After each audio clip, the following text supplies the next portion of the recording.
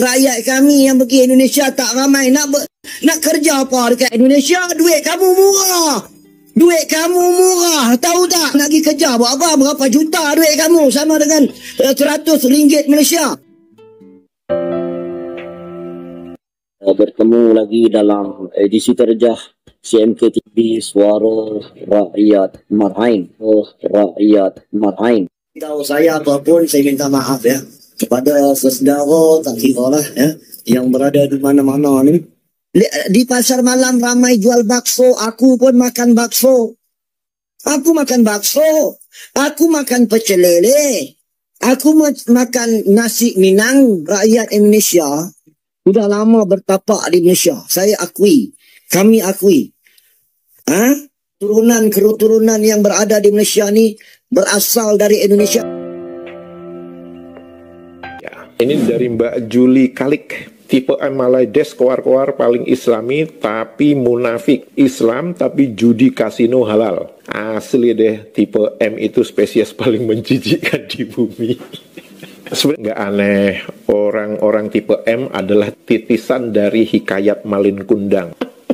Ini kacang lupa kulitnya gitu ya. Jadi begitu masuk di Malaysia, mereka semua jadi Melayu. Semakin jelas bahwa slogan serumpan serumpun dan konsep alam Melayu hanyalah akal-akalan kaum Melayu palsu di negeri kasino Malaides. Tujuannya agar mereka bisa mengklaim semua budaya yang ada di Nusantara Indonesia. Tujuannya biar mereka bisa memelayukan bahasa Indonesia. Dengan cara itu pula, kaum Melayu palsu Malaysia yang sebetulnya kaum yang kerdil, penakut, dan lemah, biar menjadi tampak hebat. Biar mereka tampak besar, terutama buat menghadapi kaum Cina dan India, serta masyarakat Sabah Sarawak di Malaysia. Dengan kata lain, slogan serumpan serumpun dan konsep alam Melayu demi kepentingan kaum Melayu kasino Malaides semata-mata. Buktinya mereka justru suka menghina bangsa, bahasa, rakyat, dan negara Indonesia. Selama ini kaum Melayu Malaysia selalu merasa lebih kaya dan lebih makmur. Padahal mereka hidup dari subsidi yang didapat dari pajak judi kasino. Dan yang benar-benar kaya di Malaysia adalah kaum Cina.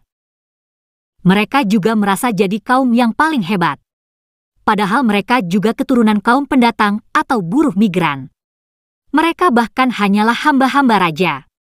Dan hingga sekarang pun mereka masih menyembah patung British, simbol pahlawan mereka. Nah, berikut ini adalah pernyataan TikToker Melayu palsu Malaides yang sebelumnya menghina Indonesia. Tahu saya apapun, saya minta maaf ya kepada saudara, tak kira lah ya, yang berada di mana-mana ni. Kadang-kadang kita cakap ni, awak berasa hati. Memang awak akan berasa hati bila saya bercakap. Tapi awak kena pekak telinga lah. Takkan semua awak betul. Bila kita cakap bab menjaga, mempertahankan kedaulatan negara, awak kena faham lah. Saya minta maaf lah. Saya pun ramai kawan-kawan Indonesia yang saya bersahabat, yang ada di Malaysia. Orang Riau, orang Aceh, ramai teman-teman saya. Betul tak? Yang dah ada di sini, yang baik-baik sama kita. Jadi yang bising-bising ni, yang beberapa kerat orang. Ramai rakyat Indonesia yang menghubungi saya. Dia bagi tahu jangan dilayan beberapa kerat warga Indonesia yang enggak boleh terima kenyataan masuk negara orang dengan secara legal. Tapi yang boleh terima ni ramai. Orang Jakarta boleh, orang Aceh baik, tak kacau orang datang Malaysia, nampak? Dia berniaga saja.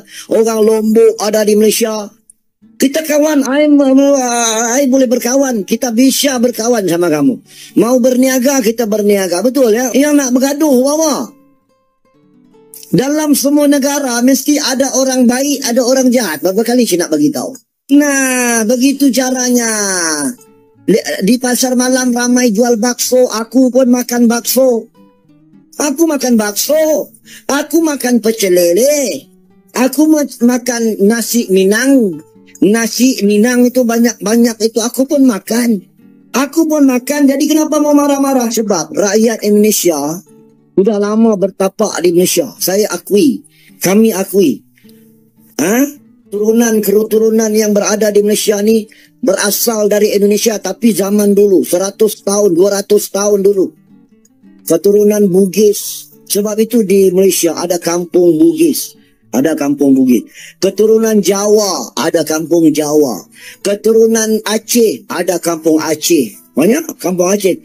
Keturunan Banjar, ada kampung Banjar. Surah Penjar lagi, Pak. Muring lagi.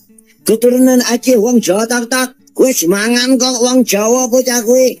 Keturunan Ponorogo, ada di Malaysia. Keturunan Minang, Madura, ada keturunan di Malaysia. Madura pun ada.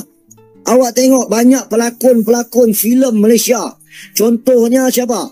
Ramai yang berasal dari Indonesia. Zaman-zaman P. Ramlee. Zaman-zaman P. Ramlee dulu.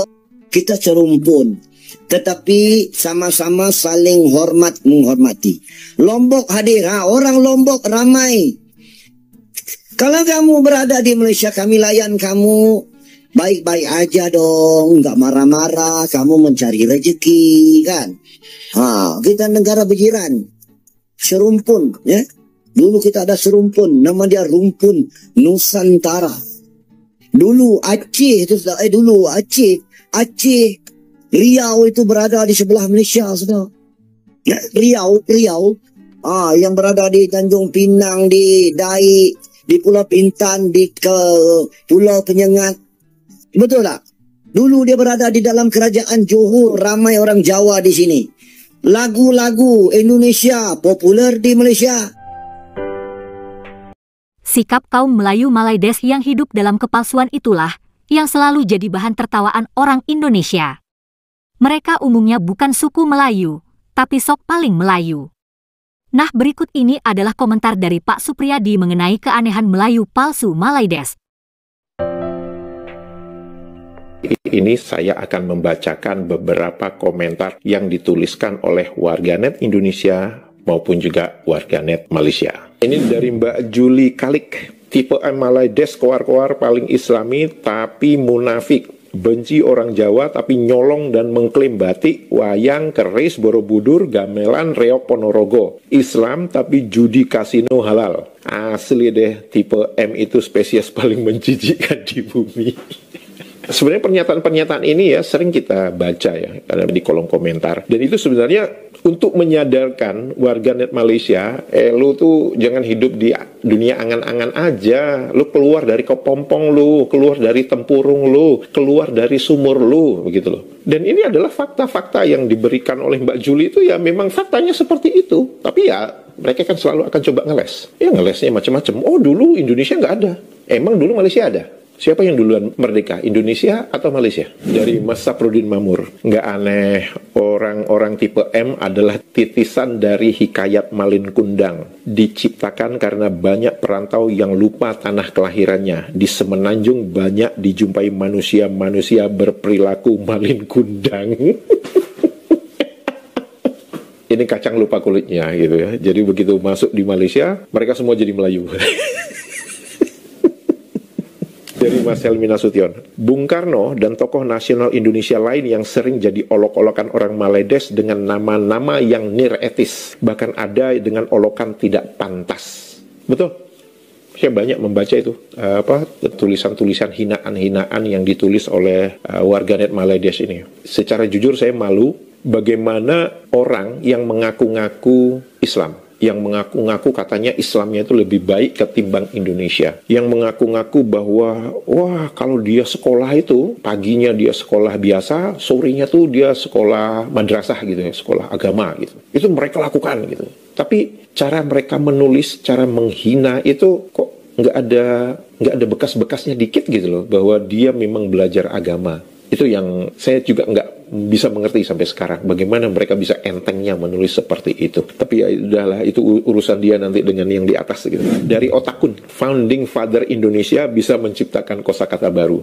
Maksudnya kayak marhaen, berdikari, petani. Founding Father Malaides bisa mengklaim kosakata baru.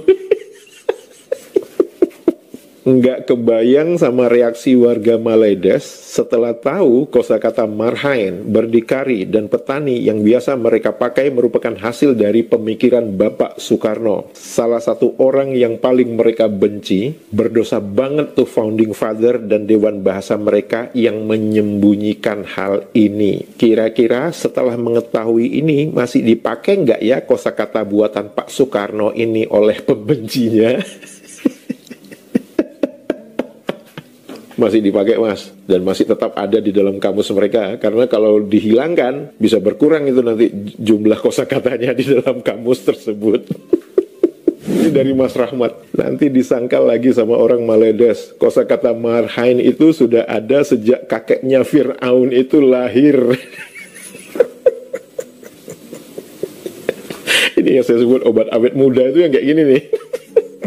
Nah, ini dari Mbak Era-Era ya, saya nggak tahu Era-Era Mbak atau Masnya. Perdana Menteri Anwar Ibrahim dalam kampanyenya selalu menyebutkan nama Ronggo Warsito. Pak D Gurindam 12 dari mana? Dari Malaya atau dari Indonesia? Berbicara tentang Anwar Ibrahim, kita harus mengetahui ya bahwa Anwar Ibrahim ini latar belakang pendidikannya adalah sastra Melayu. Jadi dia pasti terpapar dengan sastra-sastra yang ada di Indonesia. Jadi saya nggak kaget kalau dia misalkan mengutip Ronggo Warsito atau penyair-penyair yang ada di Indonesia atau sastrawan-sastrawan yang ada di Indonesia. Bahkan dalam salah satu kampanyenya Anwar Ibrahim itu, saya kaget ketika dia mengucapkan satu kalimat yang saya tahu kalimat itu adalah puisi dari W.S. Rendra. Ya, kita tahu siapa W.S. Rendra itu, seorang penyair sastrawan Indonesia yang terkenal. Puisi dari W.S. Rendra itu dijadikan lirik lagu dalam lagunya Iwan Fals dengan grupnya itu dulu